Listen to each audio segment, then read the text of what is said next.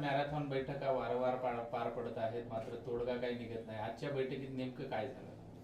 आजच्या बैठकीमध्ये आमचं महायुतीचं फायनल झालेलं आहे आणि फायनलमध्ये थोडंफार फरक पडतो आहे. तो आज संध्याकाळपर्यंत क्लिअर होईल.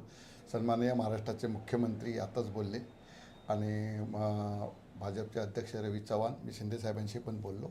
2-4 सीटवरती प्रॉब्लेम आहे, तो आज संध्याकाळपर्यंत क्लिअर होऊन जाईल.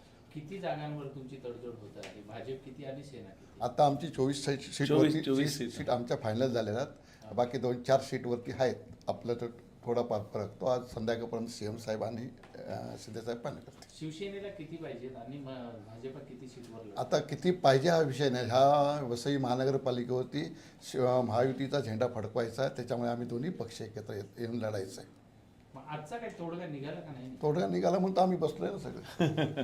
तरी आणखी तिढा कायमच आहे? काही नाही, आता फायनलच. आता उद्यापासून काम फॉर्म भरायचं चालू करू.